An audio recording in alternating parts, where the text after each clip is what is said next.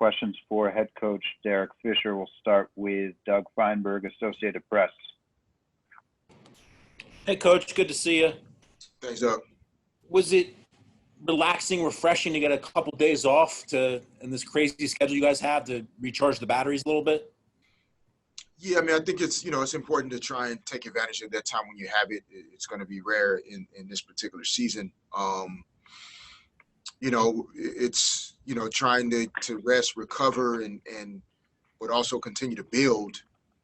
In a shortened season is also important. So, after taking a step back on Sunday and and the fact that we had an afternoon game on Saturday, I think that kind of helped, give us an additional, block of hours where we got a chance to recover.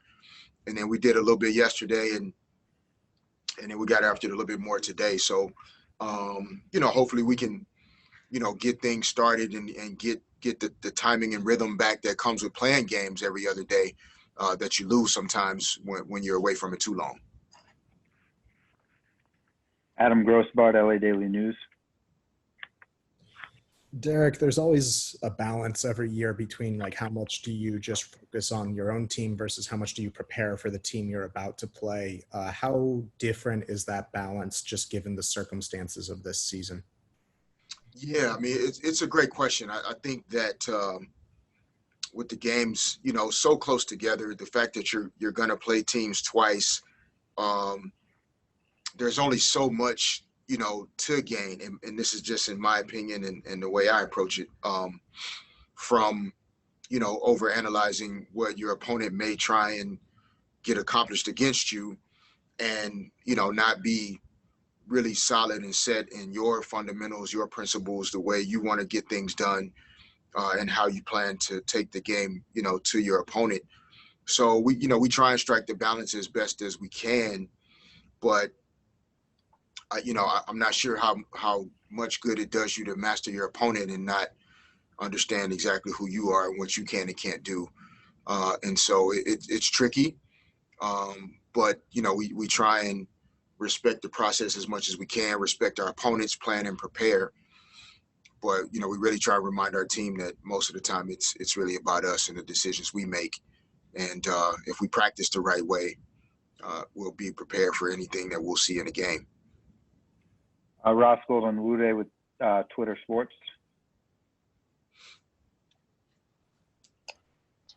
Hey, Derek. What's up? It's Roz. How are you? I'm good. How are you? Good. Thank you. Wanted to ask about Sydney. What impresses you most about her growth in the opportunity as a player and then also as a leader this year? Yeah, I mean, I think Sydney,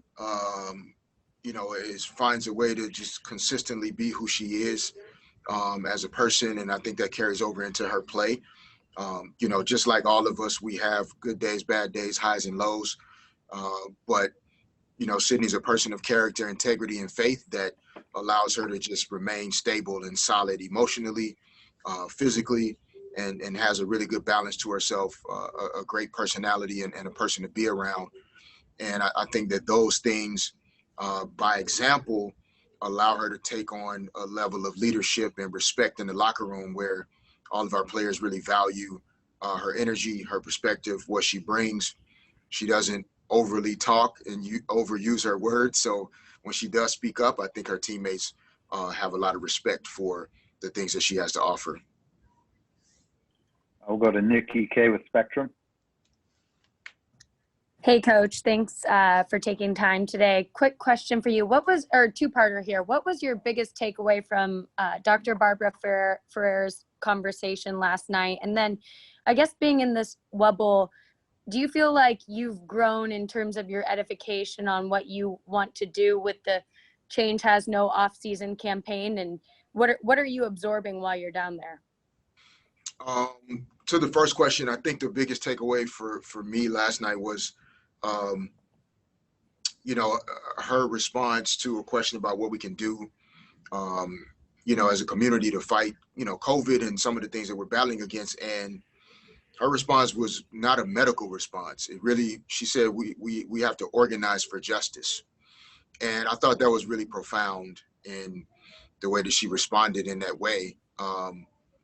And I think that was moving and reminding of how important it is to, even in battles for health and equality, in terms of, COVID, how it's disproportionately affected Black and brown people and folks in underserved communities. If we don't organize for justice comprehensively, then health will lose out. And so I thought that was really profound in her response. I think the second part, I think being here, I think it's created a greater sense of community with the WNBA as a whole, in particular for me being in my second season, learning to appreciate how impactful these women really are in basketball, in society, how they've led a lot of movement and voices and platforms for justice and for change for many years. And now we're all talking about it and we're all having these conversations, but a lot of these women have been on the front line, long before it was cool to be there. And so I think, deepening my value, respect, and appreciation for who they are and what they stand for, and in particular, the players on our team, getting a chance to know them closely through the things that are important to them. It's, been a situation that was really unsettling and a lot of uncertainty and unknown coming in. And I do believe it's, elevated a sense of community that we're all experiencing while we're here. Time for two more. John W. Davis with Winsider. Good West Coast afternoon to you, Coach Richard. How you doing? I'm good, John. How you doing, man? Doing well, doing well. As an analytical person who I know, sometimes you can be in your own thoughts. What would you like to do different in the last 12 games of the season? How can Coach Derek Fisher improve? No, it's a great question. I mean, it's one that I ask myself every day, and that we ask of our players on a daily basis. How can we push this place forward? Every time we come together, at night when we're apart, what are we thinking about? What are we talking about? How are we getting better? I think for me personally, the most important thing that I can do is continue to build relationships of trust and respect and compassion with our players and our family, our Sparks family that's here at IMG, and even our folks back in LA. Time brings on different things, wins, losses, championships, years where you don't get it done, etc. And ultimately, it's the people in your life that you value and that you're able to build quality relationships with. Those are the things that last and have the ability to last forever, beyond the success or the years where maybe you weren't as successful as you like to be. But the relationships are, when people ask me about, whether or not I miss playing, and I say no, hell no, because my body feels amazing at this point compared to how I felt when I used to wake up the next morning after the game. So this is enjoyable physically.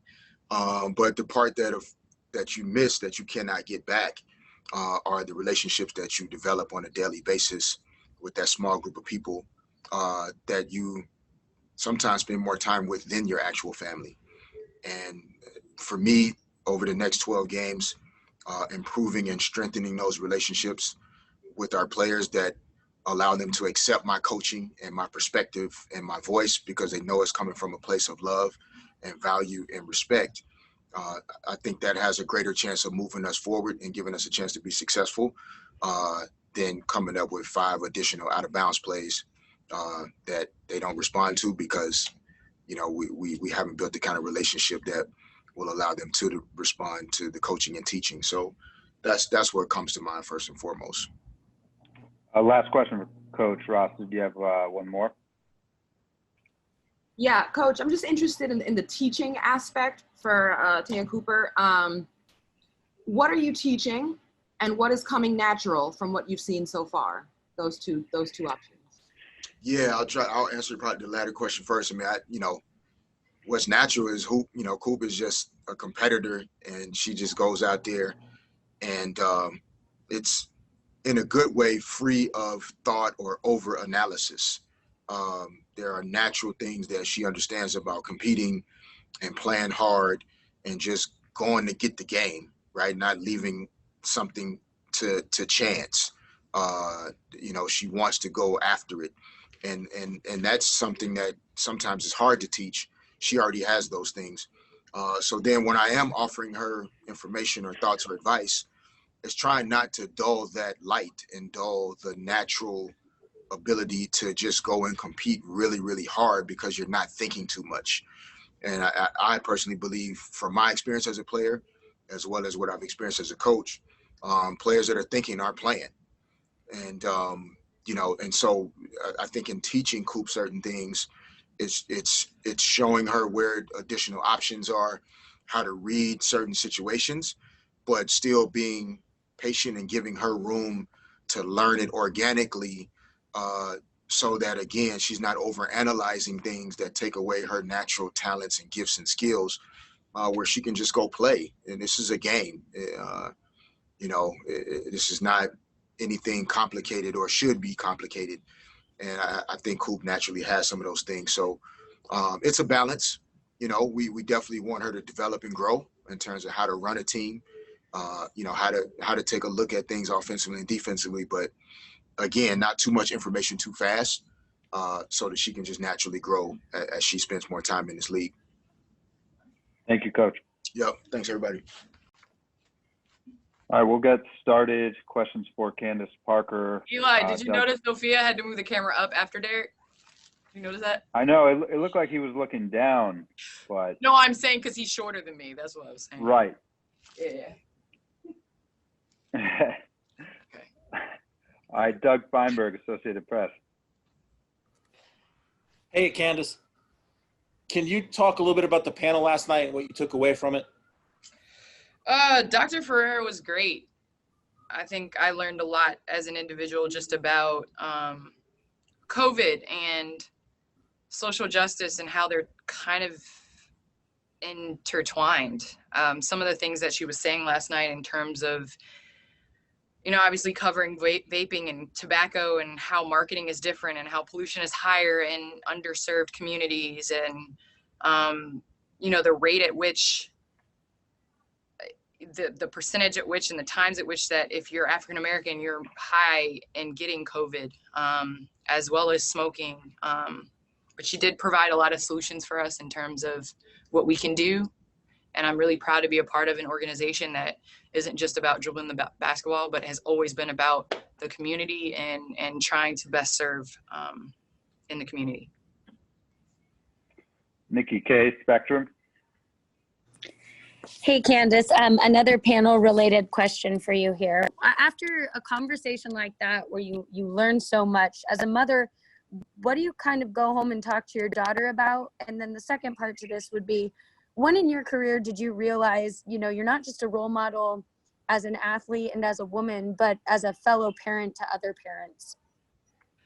It's interesting because, last night it did bring up a lot of topics that I've already covered, but need to cover more, and talking and communicating with Layla. My nieces and nephews are all of that tween age right now where it's so important to make them understand that it's not just parents trying to tell you something. It's actually through experience and through knowledge. It's unfortunate that we have companies and we have tobacco and vaping that are actually marketing towards children, and they understand the effects that could bring. Both of my grandparents smoked, and both had problems and eventually passed away because of smoking. And so I think I use that as a huge example to my daughter, that you're not just yourself deciding to make that choice, you're doing it for your family. And then the second question, so after I worked at Turner for a little bit of time, I actually approached Chuck. I approached Charles Barkley, and I asked him, I was like, yo, what was up with that whole I'm not a role model thing? I feel like athletes are role models. And he was basically saying that I don't want to be a role model just as a basketball player. I don't want you to aspire to be like me as a basketball player, but as an individual and as a person. And I've seen people around me affect so many different people's lives. You talk about what Chuck has done in Alabama, building apartments, donating proceeds to charity. I mean, he's such a benevolent individual. And so I think, yes, I think of myself as a role model, but I hope people don't try to aspire to be like me just as a basketball player, but as an individual person and what I'm doing off the court. Michelle Vopel, ESPN. Hi, Candace. I wanted to ask you, follow up on something I was talking to you about the other day in terms of with your broadcasting. If you were sort of to estimate how much video do you watch in a day of basketball? And I know that might change depending on the day if you're playing or not. And do you anticipate there's going to be a day that you're going to do both? I know Eli mentioned you maybe were close to doing that, where you might be doing studio shows after playing if it works out with the schedule. And what kind of a day would that be like for you? My family will tell you basketball is on 24/7. I eat, sleep, and breathe it. And I don't know if it's changed so much now that I'm a broadcaster. It's just always been that way. I love it. I love the game. I love the different ways it's played. I just love watching it. And my family gets mad because there'll be a game that was played. I'll have watched the entire thing. And then I watched the post-game show to watch the highlights of the game that we just watched. And so my family's probably not very happy about that. But I don't know. I think right now within Turner, I was very adamant about, when I went into this, that the WNBA is going to take precedent over, broadcasting. But this unique situation with the pandemic, allowed an opportunity for me to do both. Normally I'm done at the end of the NBA regular season, but, this year has been different. And so I like to take the challenge. I definitely learned something from whether I'm playing or whether I'm sitting in the analyst seat. Time for one more for Candace. We'll go to Chris Camello. Hey, Candace, good afternoon to you. Just kind of piggybacking on the roundtable questions we saw, working with Dr. Ferrer and just kind of picking her brain. Do you see any kind of solutions just based on that conversation that you could do? You talked about your family, but also within the LA community, that when the season is over and you guys are back in LA, that you could see yourself embarking on? And now until the elections, past the elections, till the next year, to the next year, to the next year, is vote. I think it's so important for us to understand that, yes, we need to unite. And yes, we need to take a look at ourselves in the mirror. And yes, we need to fight for equality. But the way to do that throughout the history of time has been through elections, through voting, through changes that way. And not just at the national level, presidential election, it's also at the state and local. My brother and my sister-in-law both wore stickers today that they voted in the Florida primary. I feel like it's so important to vote and for our kids to see us vote.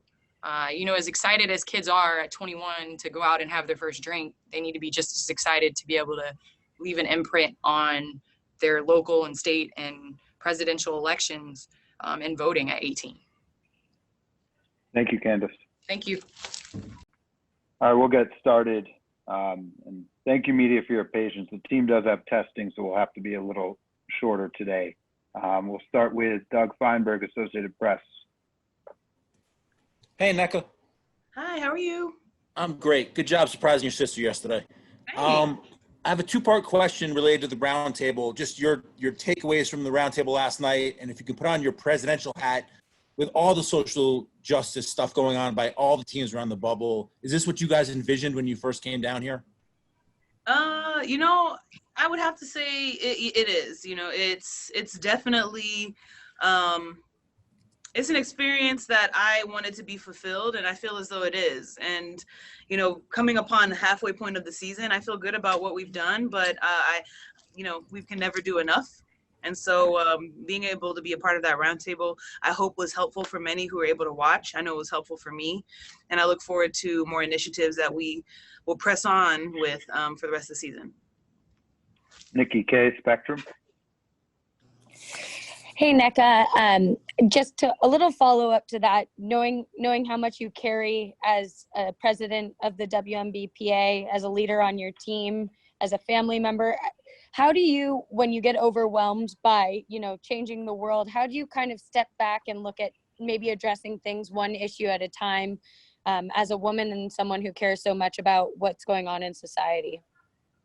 And a lot of times when you feel as though you're kind of being spread thin, or you feel as though there's so many things going on, I feel that it's best for me to just be in the moment and to live by what it is that I am trying to represent, or what it is that I am trying to bring awareness to.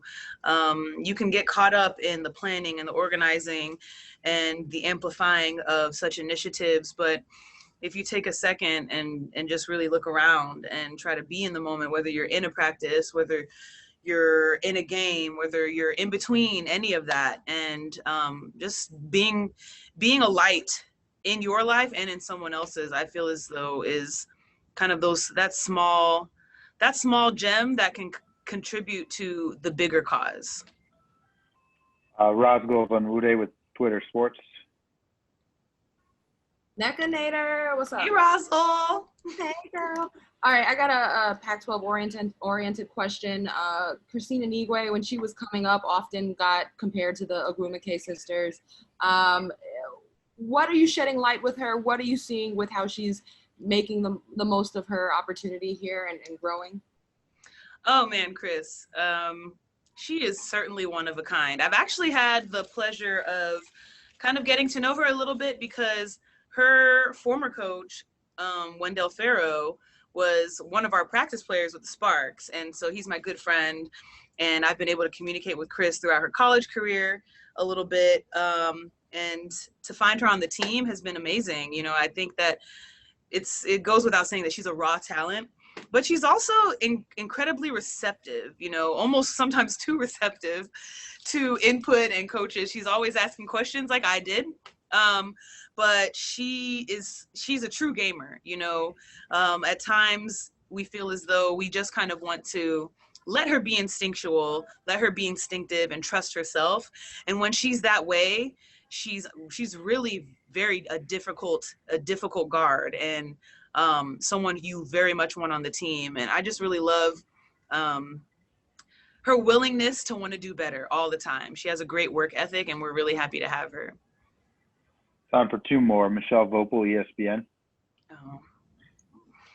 Hello, Nneka. I wondered what you think of the fact that there's players that have opted out, we don't have, but the talent level is still so high. And what does that say about some of the people who have stepped forward this season? Maybe we didn't get a chance to see how good they are before, but that you know, like I said, that level still stays just as high, even if we don't have some of some big names that aren't playing. Yeah, I'm glad that you recognize that, because, you know, this season one, it was such an incredibly hard choice whether to decide to play or not to play. But with that, it provided an opportunity for players who would have otherwise maybe not have been recognized to truly show their talents and make a name for themselves as we play in the bubble this season. I'm excited to know that new players are being covered. You know, I was actually just talking to Rebecca Lobo about this the other day. Maybe it's the spirit of CBA and negotiating a bubble season, and obviously everything going on in 2020 and the role that I've played as the president, but I feel very much like a crusader, especially for all the players in the league. And I wouldn't feel as though I was doing my job if I didn't recognize that more players need to be recognized. And I'm looking forward to the second half of the season as we see how things unfold, but also a lot of the talent that is being featured that is really creating a name for themselves and for the league as well, as we have more games on TV. Last question for today, Adam Grossbart, LA Daily News. Hey, Nneka. Tomorrow marks the midway point of the season for you guys. I don't know how time is working there in the bubble, but does it feel like you're midway through the season? Does it feel like you've been there for months? Like, is it hard to believe you're halfway through? It feels like we're halfway through. I don't really know how else to say that I feel like it's going fast or slow. We've been here for about 6 weeks now. It feels like 6 weeks. I can't say that it feels like we've played 10 games up until this point. It feels like more because we've been playing every other day for a few weeks now, but we're used to it. It is what it is. We're going to come out here, stay safe, be healthy, put some good basketball on, and obviously play to win. And right now, I'd have to say that so far, the bubble is the bubble. Thank you, Nneka. Thanks, everyone.